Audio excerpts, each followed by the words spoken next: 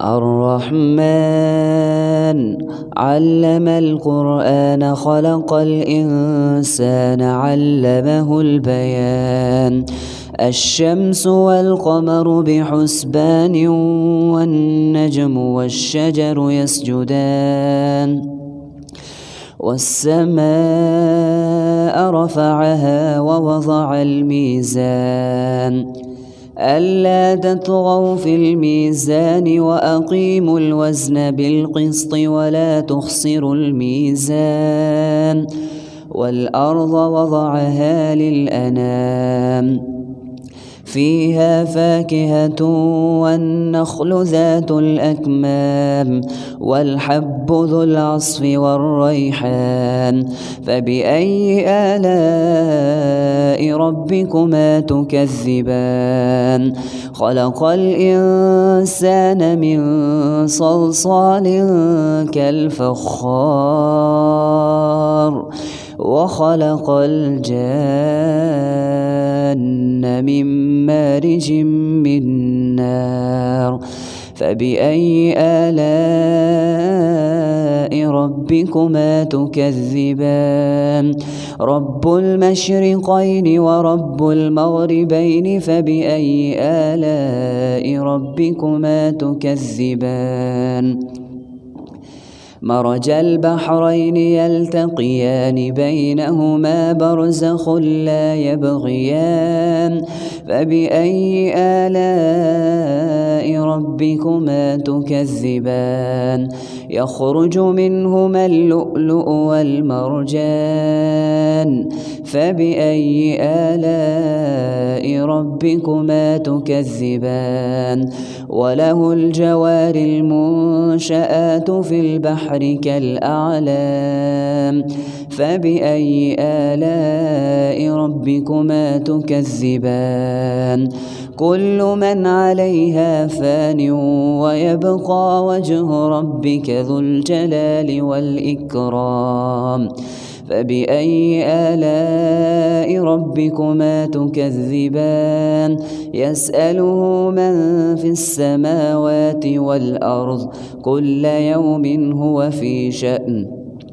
فبأي آلاء ربكما تكذبان سنفرغ لكم أيها الثقلان فبأي آلاء ربكما تكذبان يا معشر الجن والإنس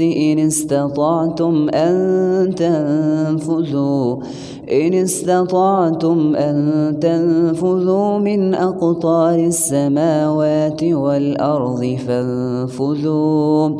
لا تنفذون إلا بسلطان فبأي آلاء ربكما تكذبان يرسل عليكما شواظ من نار ونحاس فلا تنتصران فبأي آلاء ربكما تكذبان فإذا انشقت السماء فكانت وردة كالدهان فبأي آلاء ربكما تكذبان فيومئذ لا يسأل عن ذنبه إنس ولا جان فبأي آلاء ربكما تكذبان يعرف المجرمون بسيماهم فيؤخذ بالنواصي والأقدام فبأي آلاء ربكما تكذبان هذه جهنم التي يكذب بها المجرمون يطوفون بينها وبين حميم آن فبأي آلاء ربكما تكذبان ولمن خاف مقام ربه جنتان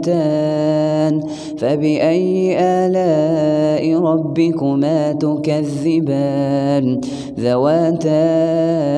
أفنان فبأي آلاء ربكما تكذبان فيهما عينان تجريان فبأي آلاء ربكما تكذبان فيهما من كل فاكهة زوجان فبأي آلاء ربكما تكذبان متكئين على فرش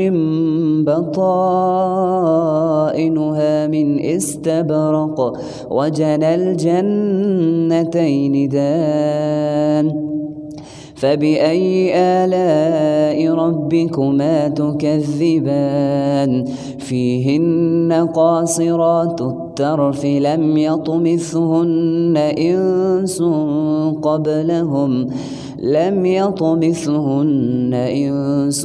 قبلهم ولا جان فبأي آلاء ربكما تكذبان كأنهن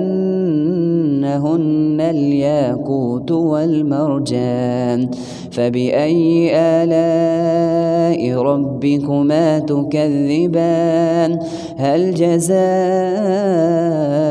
الإحسان إلا الإحسان فبأي آلاء ربكما تكذبان ومن دونهما جنتان فبأي آلاء ربكما تكذبان مدهامتان فبأي آلاء ربكما تكذبان فيهما عينان نضاختان فبأي آلاء ربكما تكذبان فيهما فاكهة ونخل ورمان فبأي آلاء ربكما تكذبان فيهن خيرات حسان فبأي آلاء ربكما تكذبان حور مقصورات في الخيام فبأي آلاء ربكما تكذبان لم يطمثهن إنس